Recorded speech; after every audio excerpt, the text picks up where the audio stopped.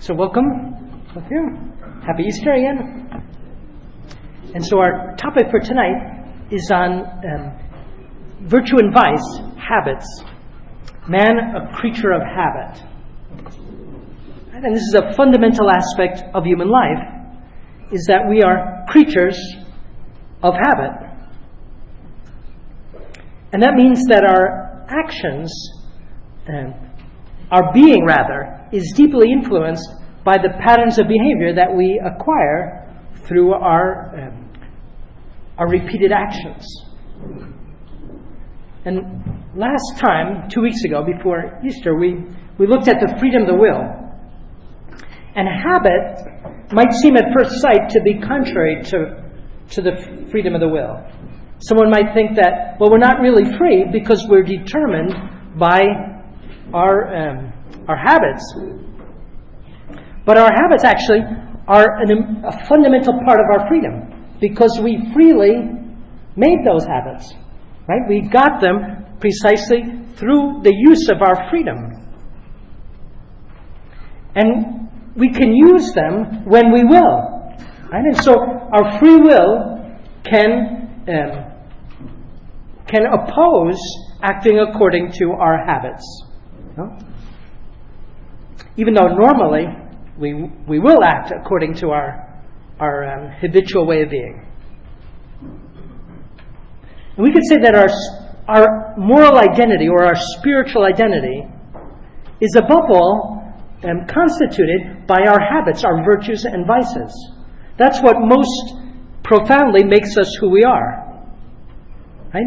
Our identity starts with our body and our genes, but it's built up above all through the habits that we freely form in our life. And those good habits we call virtues, and the bad habits, vices. And so the formation of virtue and vice,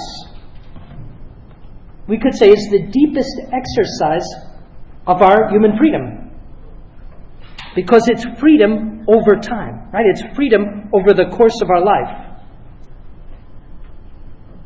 And so we can't understand human life without reflecting on virtue and vice, on habits. Now, one of the problems is that in English, it's sometimes hard to find words that properly convey a philosophical idea. Because when we use those words in ordinary language, they mean something different than when philosophers use them. And habit is an example of that. Normally when we hear the word habit, we think of something superficial, like a habit of waking up at a certain time, a habit of, brushing my teeth or something like that. But that's not what we mean here, right? We mean something more deeper and more profound, more stable. Getting up at 6 a.m. is not really a habit in the philosophical sense because it's unstable. It's very easily dislodged. Getting up early. So we're using habit in the sense of a deep-rooted disposition. Habitual or ingrained attitude of soul. Right? Ordered normally towards action. So we could say a deep-rooted habitual inclination to do certain kinds of acts rather than others. Right? And that's what makes us who we are. And so we could say it's an intermediate level between our faculties, which we always have, and our particular actions in the here and now. Our habits are something in between those two. Right? Everybody's got intellect and will, but all of us have different habits that we've freely built up. Right? The word habit comes from the verb to have. In Latin, habere, habit. But we're using the word here, habit, in a different sense than we normally do. Normally we think of to have as to have something external. But when we speak about habits, we're speaking about having ourselves, a way of self-possession. In other words, a kind of disposition of ourselves. We're using it in a reflexive sense. An interior disposition of our own selves, which we come to possess over time. Right? So a habit is something that we have about ourselves, not clothes or car or house. And this habit, this disposition, may be good or bad. Right? It may be good for us, we call it virtue. It may be bad for us, we call it vice. But in either case, we have it, and we have it in a much deeper sense than we have our house or our car, because it's become part of us. And it's a quality that we've come to acquire. And we could say that these habits, virtue and vice, are qualities of our own soul. Right? Good qualities, virtues, or bad qualities, vices. And we don't usually think of qualities of other things. No, the quality of life, the quality of, ice cream. But here we're talking about the quality of our soul. It's the most important qualities, right, that exist. And they give us these qualities of our soul. They give us a capacity to act in accordance with them. Right? We can use them when we will, and they give us an ease or facility to do similar acts. And if I have a virtue, I can act virtually with a certain facility. If I don't have that virtue, acting virtuously will be very difficult. Right? So and the same thing goes for a vice. If I have a vice, acting in a disordered way will be very easy. I just go with that flow. And so our habits give us an inclination to act in a similar way. Right? They give us an inclination to do similar things.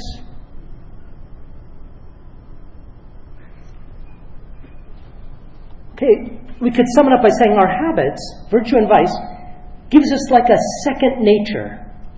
All of us have human nature at birth, but we get a second nature, an acquired nature, by these virtues or vices that we freely build up.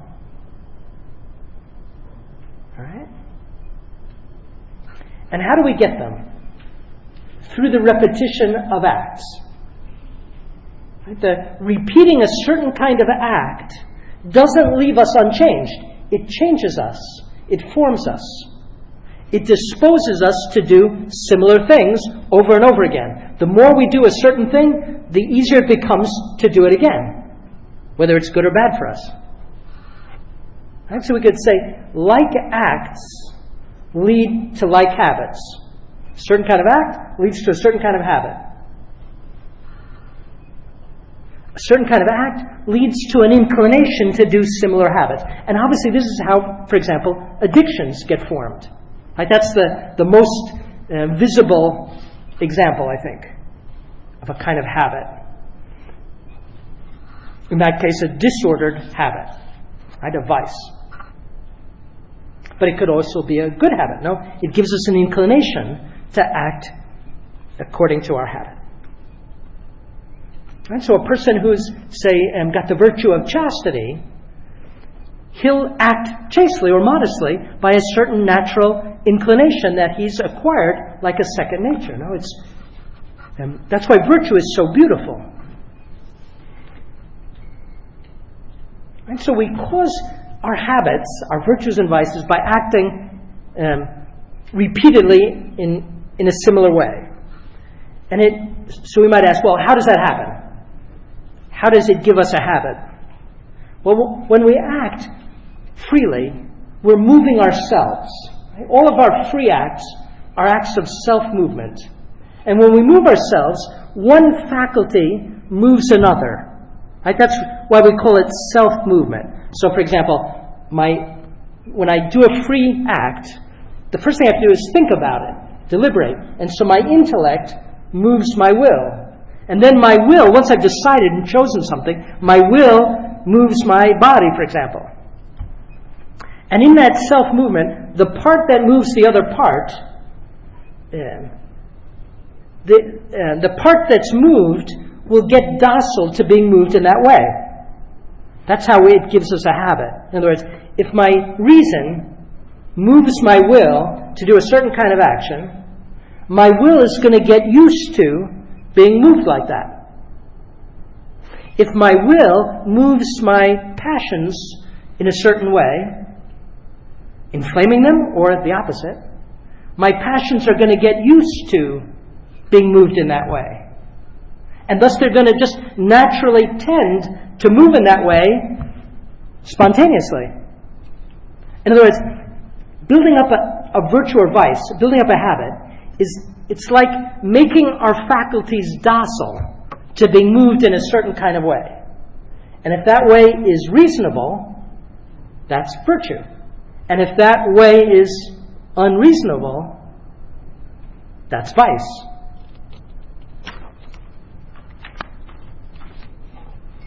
Right? And so because reason is the highest thing in us that moves us on the natural level, habits come about by reason giving an imprint on our other faculties. In other words, if we act reasonably, consistently, our will and our emotions are going to start to have a certain imprint of reason. And so they'll naturally move in a reasonable way. But if we don't govern, say, our passions will get used to not being governed. It's just like with raising children, right? If you discipline children regularly over time, they'll get used to being disciplined. But if you don't ever discipline them, if you spoil them, what happens? They get used to being undisciplined. And it becomes imagine that goes on over many, many years. Putting discipline in is murder, right? Because they've gotten used to being undisciplined. Well, it's the same way with our own emotions, passions, and our own will. If it gets used to being unruled, as it were, by reason, there'll be a habit in it of being undisciplined. Right? And so we can always put the discipline in, we're still free, but it'll be so much harder, right, if we have a contrary habit. And so if somebody has a habit, say, of injustice, they can always act justly by thinking, no, I don't want to get arrested, I want to act, by deliberating, they can act justly. But if they have a habit that's contrary, right, it'll be so much harder. All right, so how do we form habits? By repeating actions. And those repeated actions gives a kind of imprint of the direction of reason, or the contrary, the lack of direction of reason. Okay? Right, and on the supernatural level, it'll be the direction of faith, or the lack of the direction of faith. Right, so Christian virtues will be our faculties being directed by reason and faith. And vice will be allowing our faculties to act contrary to faith. Can we form a habit by one sole act? What do you think? No. Right? Because it's the repetition of acts that makes a habit. And the reason for that is that in one particular act, a particular act takes place in particular circumstances.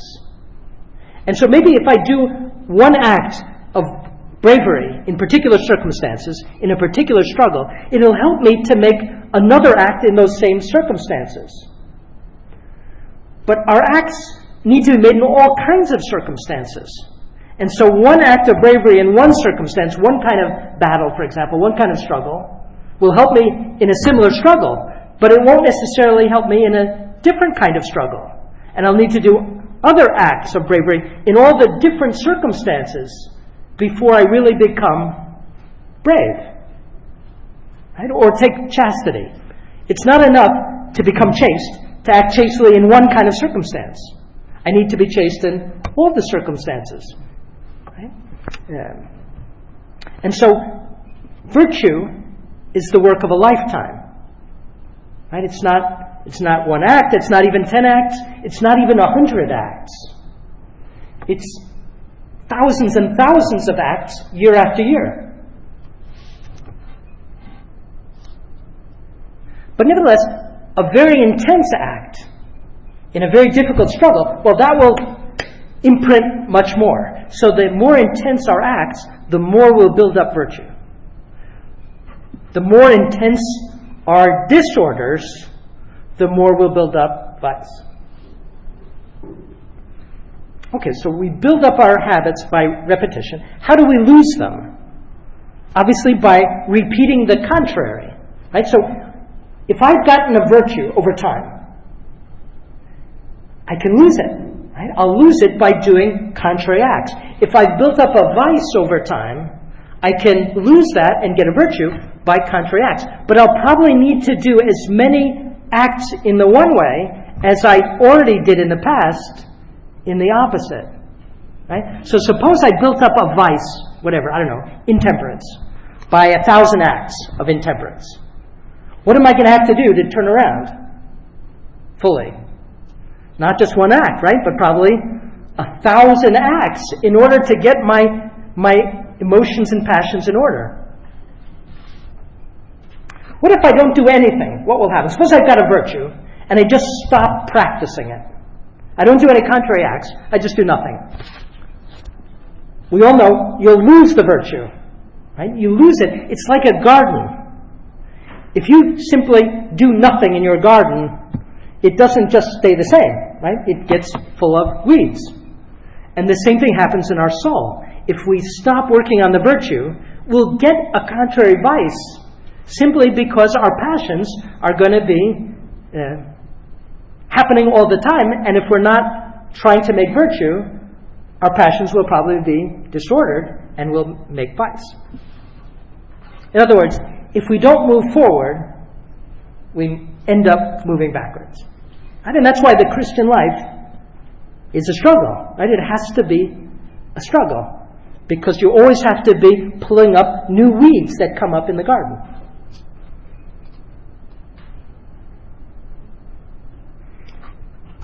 Earlier in this series, when we looked at man, we saw that man's place in creation is right in the middle. Right? That's how we started. And that may be surprising to people who think that we're at the top. But we're right at the middle, the intersection, we said, between the two worlds, the material world and the spiritual world. We're that intersection. We're a rational, spiritual animal. Right? By being rational and spiritual, we're in the spiritual world. And by being an animal, we're in the material world. So we're the highest of the material and the lowest of the spiritual. And we said because of that, we're the most complex beings in creation, in existence. Right? God is supremely simple. The angels are simpler than we are. But in the material creation, it's the other way around. The higher, the more complex. The higher the thing. And so man, being the highest of the material, is the most complex of the material world. And by being the lowest of the spiritual world, he's likewise the least simple of the spiritual world. Right? And so we're complex. And we can see that in a special way in our habits. So man has by far the most habits of any being, of any creature. Because we have habits that belong to we'll see. And so man is properly a creature of habit precisely because we have so many of them. All of our virtues or all of our vices. Rocks and stones don't have habits, right? Because they're just determined. They're determined to one. In order to get a habit, you need to be undetermined. And a habit then determines us in a particular direction. Right? And so only a being that has a certain freedom can have a habit. A habit that then determines us in the direction of the acts that we've done. Right? The direction that we ourselves have made. Right? So rocks and stones can't have any habits. Animals can have habits only in a lesser, more superficial sense. I don't know, a habit of, say, being trained. So the dog can have the habit of fetching my newspaper, of guarding the house. But the only reason the dog has those habits is because it's an imprint of our reason in the dog, right? So reason is what makes habits, ultimately creates them. And so with animals, it's our reason that gives them those habits. Okay, so man, and animals, I suppose, can have habits in their body in a certain way, habits of, I don't know, running, or those are natural habits given by their instincts. Okay, so man has those kinds of habits in our body, but it's above all in our soul that we're talking about habits. And we've got habits in all of our spiritual faculties. And what is that? It's our intellect and our will, above all. But also we have habits in our sense appetites that we talked about a few weeks ago. We've got two sense appetites.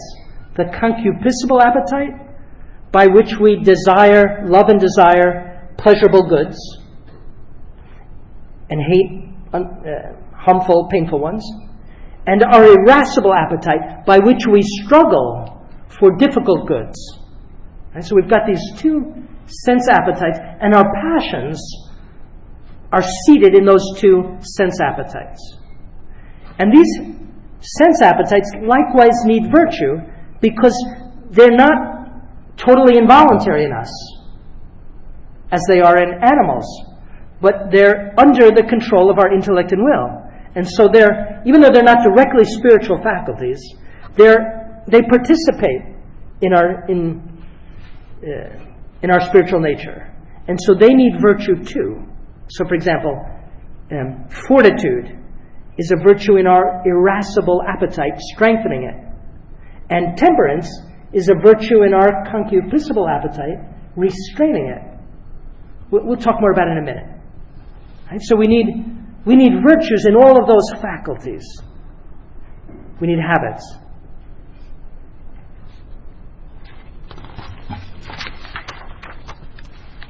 What about the angels? Do they have habits? Well, not like ours. They have a natural habit of knowing, but it's just implanted in them by God at their creation. And then the good angels have the habit of charity. And the bad angels have the vice of hatred of God, blasphemy, etc. And so the good angels have charity and whatever serves charity, and the evil angels have moral vice. Right? So angels too have habits in a way, but they don't grow in them in the angels like they do in us. The angels, the good angels got their habit of charity at the beginning, and they just got confirmed in it. The evil angels lost their good habit of charity, and they got the vices of hatred and blasphemy, etc., and they stay in it, and they don't change. Whereas man, we've got habits, we've got lots of them, and they're constantly changing. Hopefully virtue growing and vice diminishing, but it could be the other way around. Okay, how do we distinguish? What we're going to try and do now is divide our habits. And we're going to divide them in two ways. Right? So the easiest way to divide habits is good and bad. And so good habits are virtues, and bad habits are vices. Right? So that's the easiest division. Virtue and vice. A second way to divide habits is natural and supernatural. Natural are those that we can get through our own effort, through practice. And supernatural virtues are those that God pours into our soul through the sacraments and through grace. And we can't get them ourselves, but we can cooperate with them. So our natural habits, our natural virtues, we acquire through practice, and they order us to our natural end. supernatural virtues are poured into us by God, starting with baptism, confirmation, the Eucharist, also through prayer, and they order us to heaven. Okay, and so we've got both of those levels. I'll talk more about that in a minute. Right, so we've got both natural virtues, and if we're in a state of grace, supernatural virtues. If we're not in a state of grace, what do we have? Natural virtues only. Okay. There are no supernatural vices, right? There are only supernatural virtues, because God is not going to pour vices into our soul. So how can we define? Let's look now at virtue, and we'll leave vice aside. So how should we define virtue? Aristotle has a magnificent work on virtue. It's his Ethics, Nicomachean Ethics, and he gives a simple definition. Virtue makes the one who possesses it good, and it makes our actions good. In other words, virtue perfects us in two ways at the same time. It perfects our actions, but even more importantly, it perfects our being. It makes us good. And so a person, say, who has, chastity, not only does the virtue enable him to do chaste actions, but it makes him chaste and thus makes him good. Right? And even more importantly, charity. Charity enables us to do charitable actions, but it makes us good, making us charitable. Right? So it makes us good and makes our actions good. St. Augustine has a classic definition of virtue. He says, it's a good quality of the mind. He means a good quality of the soul, of our intellect or will, by which we live righteously. And so virtue is that by which we live well, and of which no one can make bad use. Right, that's fantastic. So many other things are good things in human life. I don't know, money. Right? It's a good thing. But does it make us righteous? No. And can we use it badly? Yes. Right? So it's obviously, being wealthy is not a virtue. It's not a vice either, but it's certainly not a virtue. What about even, we'll talk more about knowledge in a minute, but knowledge enables us to live, it can enable us to live well, but can we use it badly? Yes. And so it's not a virtue in the full sense. We'll talk more about that. Right? So virtue is something that you can never use badly. Let's take justice. Can you ever use justice badly? No, right? It wouldn't be justice. If you used it unjustly, that would be absurd, no?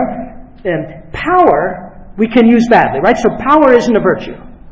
But justice can't be used badly. What about charity? Can we use charity badly? No, because it wouldn't be charity. Right? So virtue is such a beautiful thing because it makes us good and we can't even use it badly.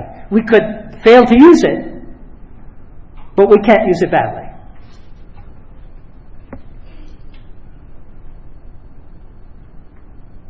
So that's a definition of natural virtue. A good quality of the soul by which we live well and which we can't use badly. And if we want to define supernatural virtue, the virtue given to us directly by God, we should add infused directly into the soul by God. And that would be, say, faith, hope, and charity. A good quality of the soul by which we live righteously, which we can't use badly, and which God infuses into the soul as a free gift. That would be supernatural virtue. Right? Whereas natural virtue, a good quality of the soul, by which we live righteously, which no one can use badly, and which we acquire by repetition.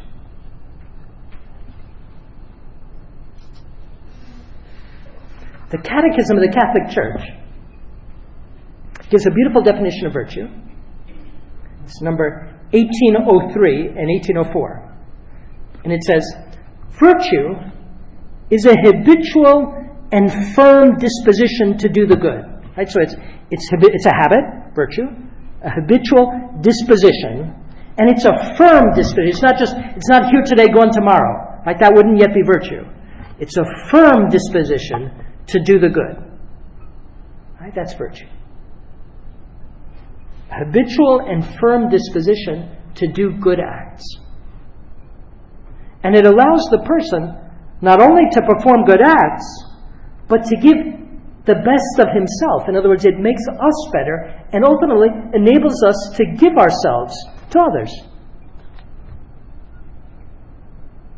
The virtuous person tends to the good with all his powers, his sensory and his spiritual powers. In other words, the virtuous person has virtue in all the parts of us. That's why we need lots of virtues. That's why it's not enough just to have one virtue. Because we need virtue in our intellect, we need virtue in our will, we need virtue in our appetites and our passions to govern them. And so all of our faculties, if we're virtuous, should work together for the good. And so our sensory and our spiritual powers. The goal of a virtuous life is to become like God. Right? That's what the Catechism says here. And that's so beautiful. That virtue is the path by which we imitate God and, in concrete, imitate Jesus Christ, right? The image of the invisible God. And that's, in the Gospels, Jesus gives us the model of every virtue. And he gives us the model of every virtue in the most difficult circumstances possible, right? Especially in his passion.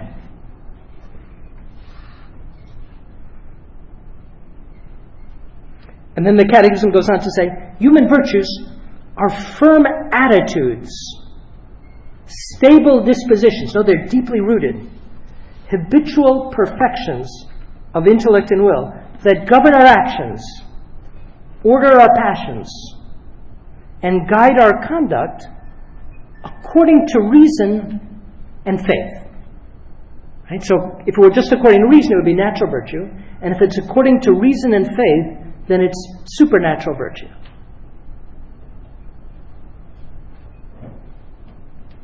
They make possible ease, self-mastery, and joy in leading a morally good life. And we'll come back to this at the end. The virtuous person, very often people have a stereotype of virtue as being something, unpleasant. Right? Nothing further from the truth.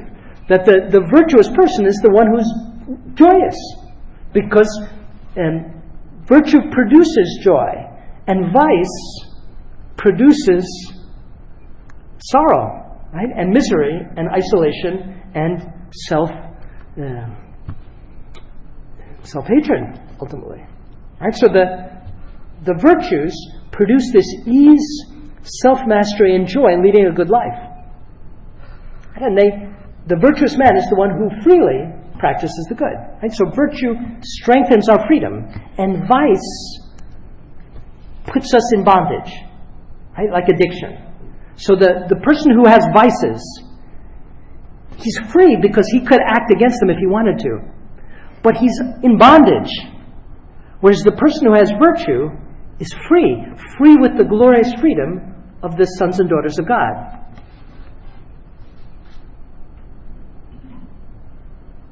Okay. Let's further divide. Sorry, I'm testing your patience here. Let's further divide virtues into two classes. We said that virtues are above all in our spiritual faculties, our intellect and our will, and also secondarily in our sense appetites. And so that means that there are two fundamental kinds of virtue. One that perfects our intellect, and another that perfects our will and our appetites and our passions. And so we can call them intellectual virtue on the one hand and moral virtue on the other. Right? So intellectual virtue perfects our intellect. Moral virtue perfects our heart. our will and our passions. Which of these two will be ultimately more important? Moral virtue. But intellectual virtue is important too. So we'll talk about both of them. That's on the natural level. On the supernatural level, there's another kind of virtue. Those virtues that God pours into us, which have God as their object. Faith, hope, and charity. And we call those the theological virtues, because they have God as their object. Theological means about God. And so there are three kinds of virtue: intellectual, moral, and theological. All right?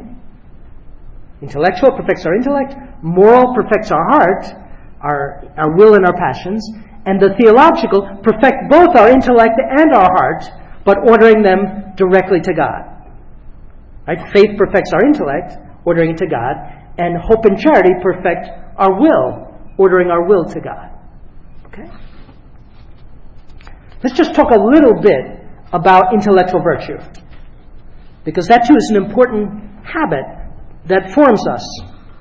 And so intellectual virtues are habits of knowledge. They're habits of knowledge which perfect our reason. Right? That's one of the things we're trying to do here tonight, is to get the habit of philosophy. A little bit. In the whole lecture series, little by, because how do you get habits? Little by little, step by step.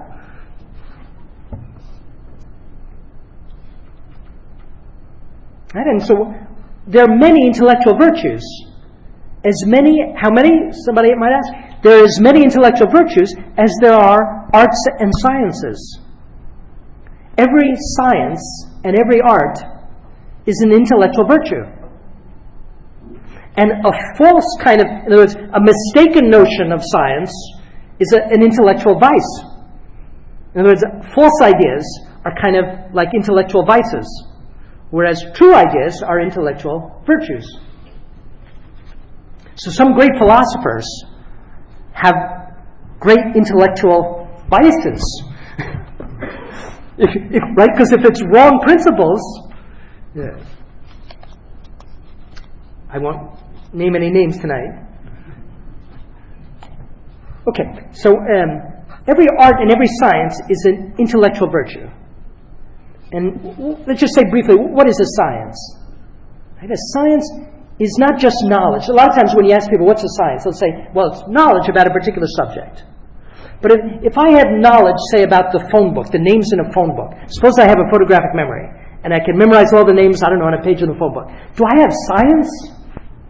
No, because that's not ordered. And it's not through, I don't understand anything. I just know a bunch of facts. Right? So knowing facts isn't an intellectual virtue. An intellectual virtue is to understand causes. To know things, to understand things through their causes. To understand why things are as they are. Right? That's science. To understand the why. Right? And that comes from Aristotle, to know things in their causes. Right? That's an intellectual virtue. And we can divide the different sciences by the different kinds of things that we understand through their causes. So, for example, physics would be understanding moving bodies through its causes. Biology would be understanding living bodies in its causes. Metaphysics would be understanding being in its fundamental causes, God and the other first principles. And so every science will be understanding a certain kind of being through its causes. And we can divide sciences into two kinds: practical and theoretical or speculative. A theoretical science is for the sake of knowing the truth, and that's what we're trying to do tonight, in part. To know the truth about, say, the human being. And a practical science is to know the truth in order to act. Now, in our culture, we tend to be very practical. And so we value practical sciences much more than theoretical sciences. But when you stop to think about it, which one is more important? Our tendency would be to say, well, practical. But how do you know how you should act, ultimately? You need a theoretical science that tells you who man is and what our end is. And what about in heaven? In heaven, what are we going to be doing? We're going to be contemplating the truth of God and His love and His beauty forever. And so in heaven, we're going to be doing a kind of science, a theoretical science of God and His love. And that's going to be our end. Right? And so theoretical sciences are higher than practical ones. Practical ones are for the sake of ultimately getting to heaven, getting to our end, which is to contemplate truth forever. But anyway, both of them are sciences, practical ones and theoretical ones. Now, most people, when they hear the word science, they think only of the empirical sciences. And that's one kind of science. And so today, those are the sciences that have made the most spectacular progress. Empirical sciences. But they're not the only kind of science. Philosophy is also a science.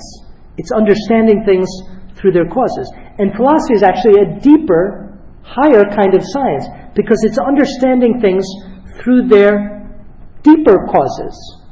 Whereas empirical science is understanding things through quantifiable causes.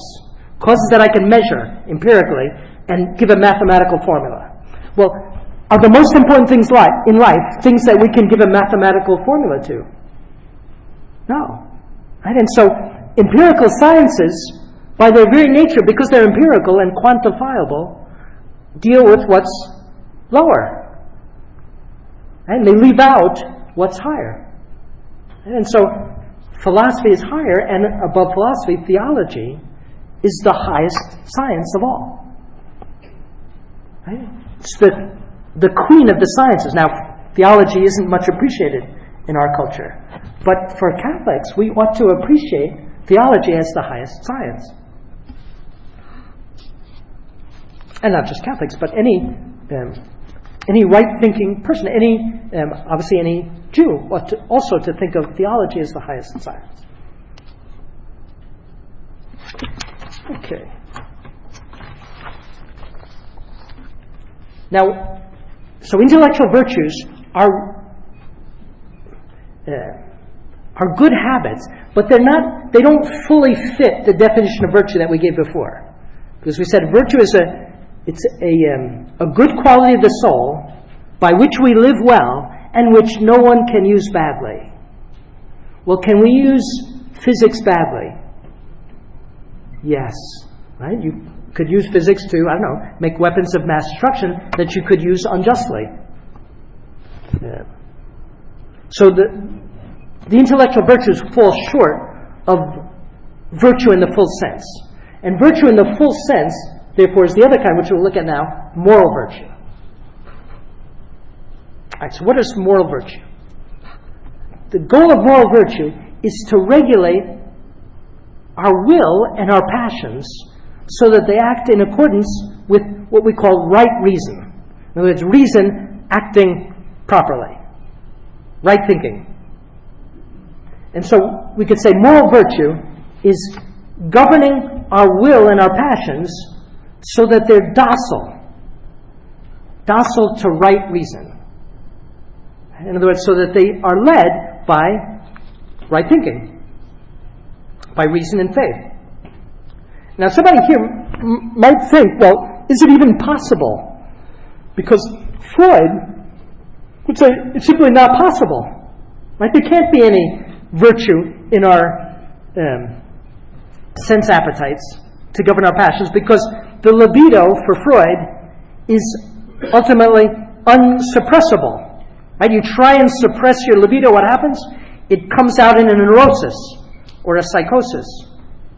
And so for Freud, you can't make the libido, docile to reason. All you can do is kind of try and push it in one direction, and it'll end up getting its revenge on you by making you somewhat crazy. And so for Freud, you can't train the passions ultimately. All you can do is try and sublimate them in some way. But now, if that were true, that would be to deny human dignity. Right? That would be to deny that we can ultimately govern ourselves. Right? Our human dignity comes from our freedom to govern ourselves. Right? And it's human experience that every one of us has that we can govern ourselves, but we may choose not to. But we can. Right? And that's why we feel guilty when we don't. Right? So we need virtue in our sense appetites to govern our passions precisely because our passions can be governed. They can be governed by a reason. We talked about it a few weeks ago. We said that we can govern our passion. Our passions, we can't. Our passions sometimes spontaneously spring up. No? So what can we do? We can first of all not consent to them. So for example, if I have a temptation, I experience a strong passion, the first thing I can do is simply not consent to it, to act in accordance with it. The second thing I can do is think about reasons why I ought to feel otherwise. So for example, suppose I'm feeling anger, terrible anger. If I think about the reasons why I ought not to be angry, why I ought to have patience, we find that the anger subsides. Whereas if I think about the reasons why I should be indignant, the anger gets larger, right? And so I can govern that anger to a certain extent by persuading it. Aristotle and St. Thomas used the example, we talked about this, of two kinds of government. Tyranny, by which the leader simply orders the subjects, and that's kind of how we govern our arms and legs. We just order them and they go. But our passions, we can't just order them to our anger, say, shut up, or whatever it may be, other desires. We have to persuade them. So we have to treat them like free citizens who have a certain vote, but can be influenced by the media, etc. And so we can govern our passions in precisely that way, by persuading them, and ultimately we govern them by building up virtue or vice. Building up virtue. And so moral virtue is precisely leading our passions to be more reasonable, to become docile to reason. And it takes place over much time.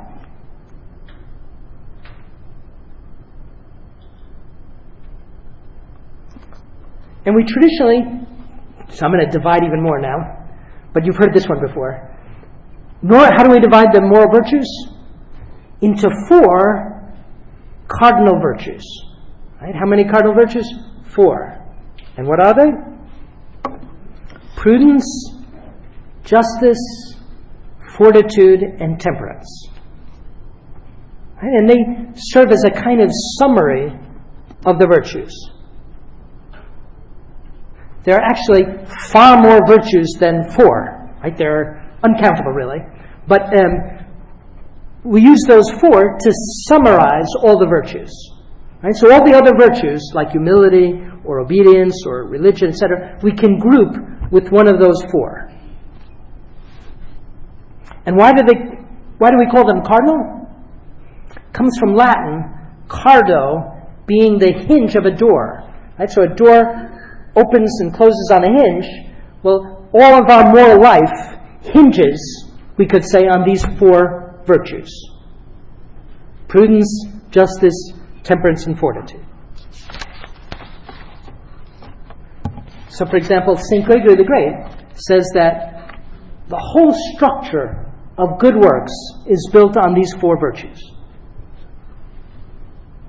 And we find this in the Bible, in the book of Wisdom, chapter 8, verse 7. It lists 4 virtues and says, if anyone loves righteousness, wisdom's labors are virtues. In other words, what wisdom produces in us are virtues. For she teaches temperance and prudence, justice and courage. Right? The 4 cardinal virtues.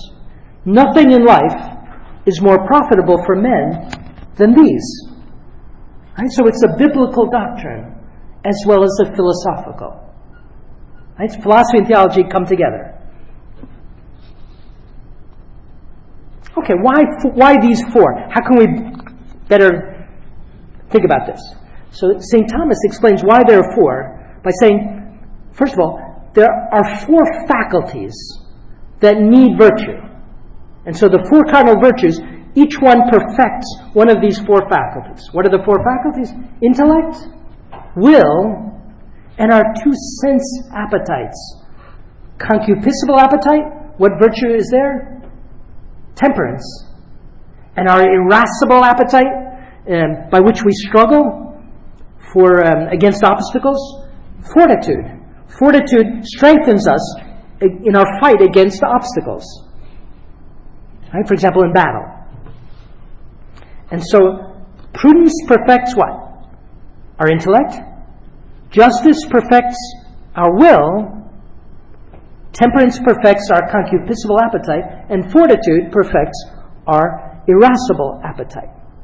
And so that's how we get the four cardinal virtues. Each virtue perfecting a different part of ourselves.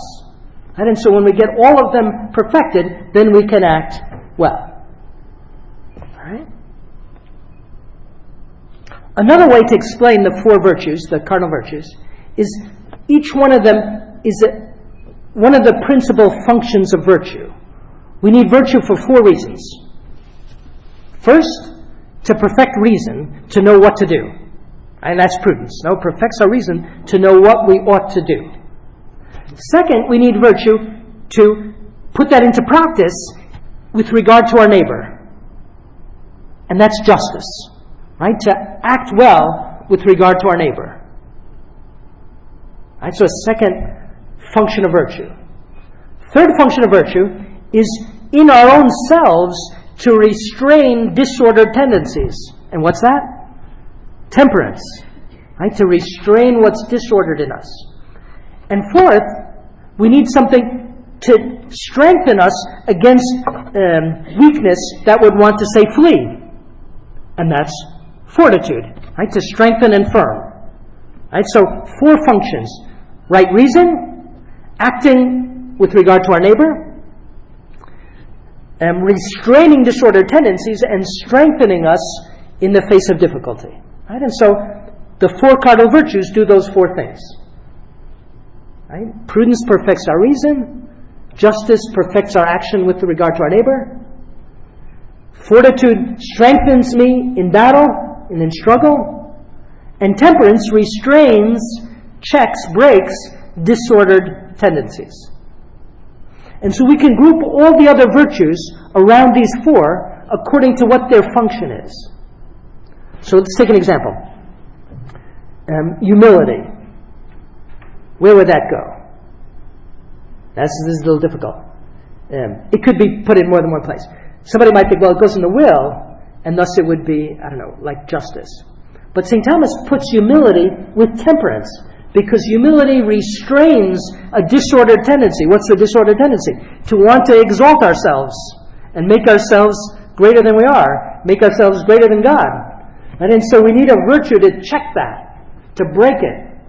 Humility. And so humility is like temperance, and it's more important even than temperance, because it checks something even harder to check and more important to check. Right? So humility, it's like a spiritual temperance. A virtue like justice would be obedience. Right? Obedience by which I obey the law of God, and I give thus to God His due, obedience. Right? So obedience is a form of justice. Or religion, by which I give God the worship that's due to Him. Right? That's a virtue. That's a virtue related to justice. Giving to God His due. Worship. Adoration. Prayer. Right? A virtue like fortitude would be magnanimity. Magnanimity would be that virtue by which we seek to do great things. Noble things, to have a noble soul. Right? That's like fortitude, because we need to strengthen ourselves to seek higher things. For example, all of us are called to sanctity, the universal call to sanctity. Well, many people might think, well, that's for somebody else because it's too difficult for me. Right? I need a virtue there. I need the virtue of magnanimity by which I strive for difficult things. Yeah. Despite the obstacles. Okay. Right? So we can lump in a similar way all the virtues around those four. And all the vices, likewise, because all the vices will be against one of those four. All right? And so we could say that the moral virtues on the natural level have a fourfold structure, and so do the vices. On the supernatural level, there's, a sevenfold structure. The four cardinal virtues, plus what? Faith, hope, and charity. Right? So on the supernatural level, there are 7 virtues. Prudence, justice, temperance, fortitude, plus faith, hope, and charity. Okay. A person who's in a state of grace, hopefully all of us, will have virtue on 2 levels. The natural level, he'll have the cardinal virtues, and he'll have supernatural virtue. Those same cardinal virtues elevated to the supernatural order and infused into us by God through the sacraments. Right? So, for example, if we're in a state of grace and we receive the Eucharist worthily, God nourishes us in all the virtues. And so we'll get an increase even in prudence, justice, temperance, and fortitude. Supernatural prudence, justice, temperance, and fortitude, plus an increase of faith, hope, and charity. Right? So we ought to be increasing every day or every week. No? And if we receive the Eucharist every day with good dispositions, we ought to be, and we will be, increasing as long as we don't block it through vice. And the same thing goes for prayer, and likewise for good works. If we do good works, that will merit an increase of these 7 virtues infused into us by God. Right? Faith, hope, and charity, plus prudence, temperance, fortitude, and justice. Now, what's the difference between this? I probably confused you all with this. There's a natural prudence and there's a supernatural prudence. Both of them are good, but one's better than the other, right? The supernatural one is better. How are they different? Well, they're ordered to different ends. The natural virtues are ordered to our natural end, which is to live according to reason. Our supernatural virtues are ordered to heaven, to sharing the Trinitarian communion with God, to entering into God's life, to entering into the divine life. So prudence, natural prudence, would be a virtue by which I make the right choices to act reasonably. Right? It's a good thing. Supernatural prudence will be a virtue to make the right choices for what end? To become a saint, to get to heaven, to grow in charity. Right? So both of them are virtues of making the right choices, but for 2 different ends. Not contrary, but one goes higher than the other, infinitely higher. Or take temperance. Natural temperance is to be moderate in eating for the sake of what? Health. Health and a rightly ordered life. Supernatural temperance is moderation for the sake of sanctity. And so that might mean, say during Lent, fortunately we're out of it, fasting. It might mean depriving us of what otherwise we would take for the sake of offering mortification, for example. Right? So supernatural temperance goes beyond natural, but they're not in conflict, right? They work together. And that's why supernatural virtue, very often to the world, it seems like madness. Right? The world out there, society, thinks that Christians are crazy if they really live their faith, right? Like the saints. People like Mother Teresa. And Jesus foretold this, no? That the world would think that way of us and would persecute us for that. No, and Jesus holds us thus to a higher level. He doesn't simply hold us to natural virtue. Right? He says, for example, if you love those who love you, what reward do you have? Because even tax collectors do the same. Right? If we're good to those who do good to us, well, that's natural virtue, but it doesn't go beyond natural virtue. Right? That's not heroic charity. That's not supernatural virtue. If you salute only your brethren, what more are you doing than others? Don't even Gentiles do the same? Right? So we have to seek for something higher. And he goes on to say, I tell you, unless your righteousness exceeds the scribes and Pharisees, you will not enter the kingdom of heaven. And very often people think that, well, unless you're more righteous than, I don't know, these legalistic... in other words, people paint a very negative picture of the scribes and Pharisees, and that would totally defeat the point Jesus is trying to make. No, Jesus is saying that unless you're better than those who are good in Israel, you won't enter into heaven, because he's calling us to supernatural virtue, which is beyond anything that human nature can do on its own. But through God's grace, we can do it.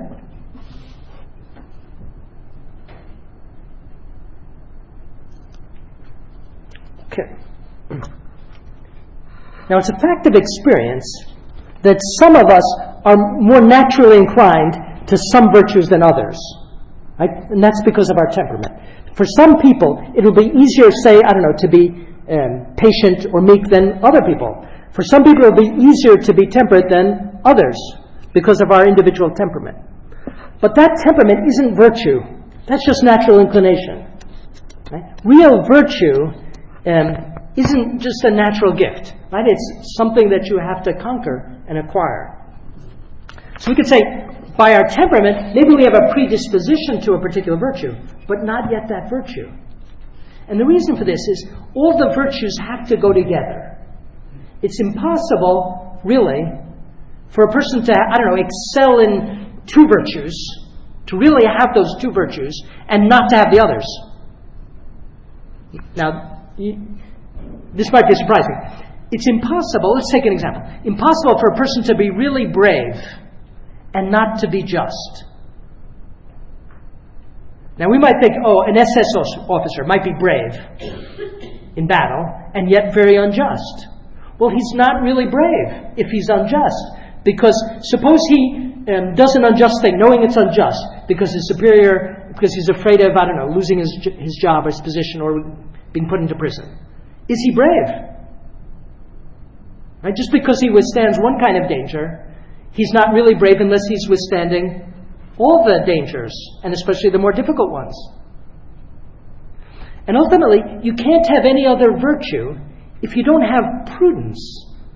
Why is that? Because prudence is the virtue by which we rightly order what we ought to do in particular circumstances.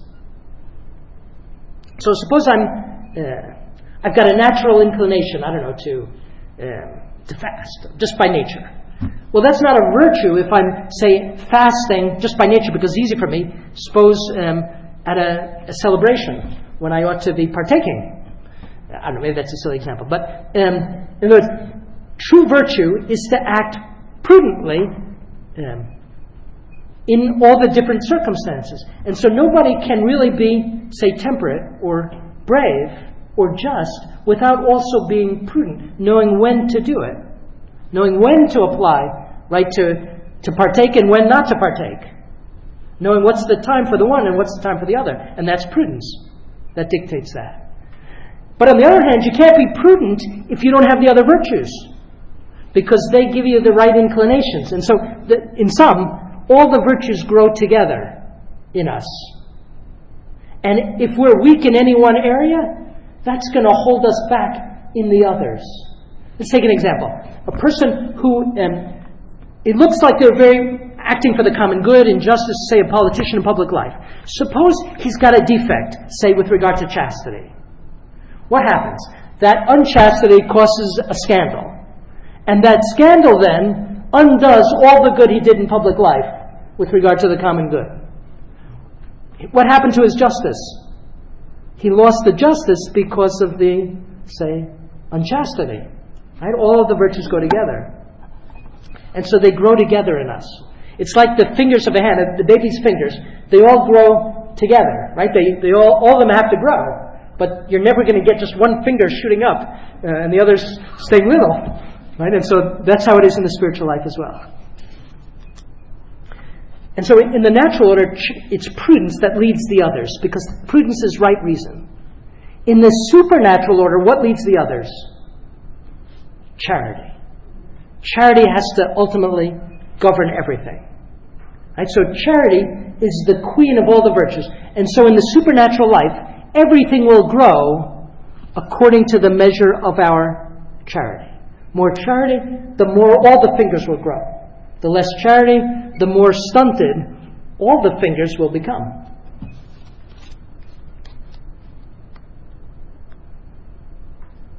Okay. Our habits, and let's look at habits and freedom. And we talked about this before, but our habits and our passions influence us, no? But they don't determine us, because we still remain free. Free because we can act contrary to them by an effort. But it will require effort to go against a habit. So if I have a vice, I'm not doomed. Right? It's not the end, as long as we're alive, because I can always freely act against my habits and thus gradually undo them. But is it going to be easy? Anything but. Right? And that's why without grace, it will be practically impossible. But it's not totally impossible.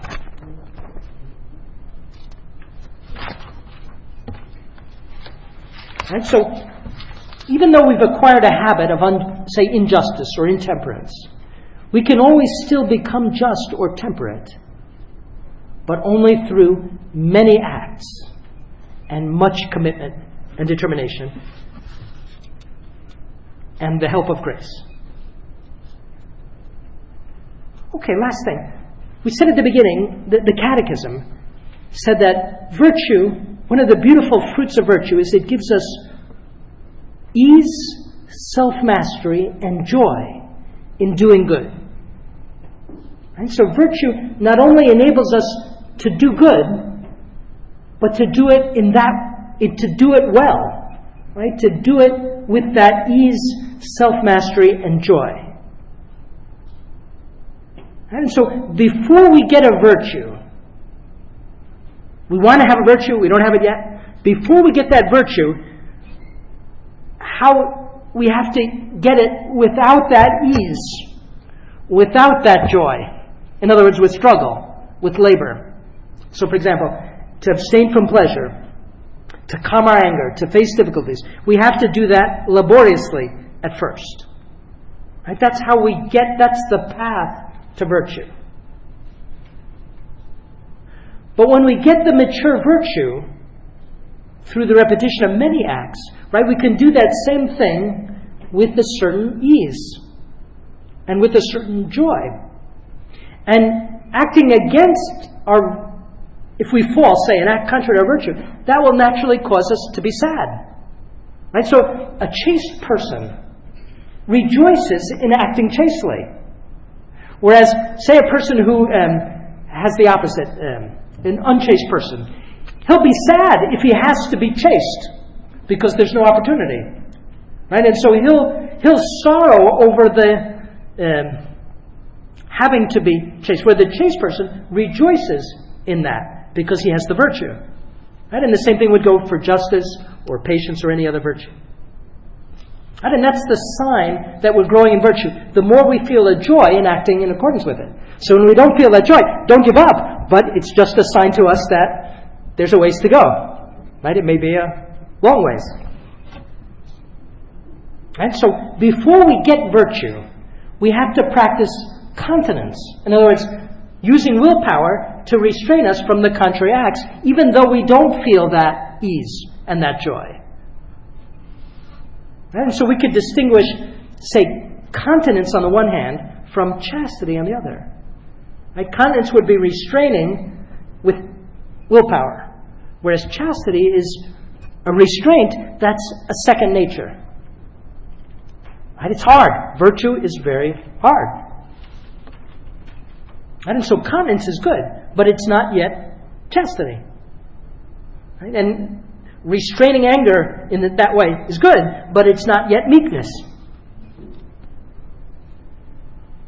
Restraining myself from fleeing in battle by sheer willpower is good, right? But it's not yet true bravery.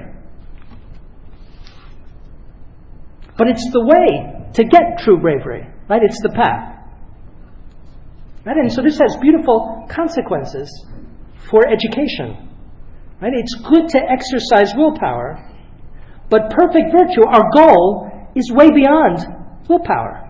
Right? Our goal is to have a second nature. And so the virtuous person rejoices in the virtue for its own sake.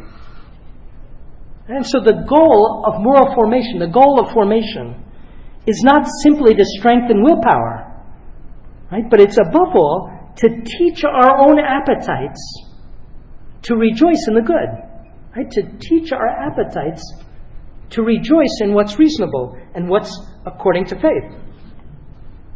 In other words, virtue involves an education of our own faculties, a deep-rooted education.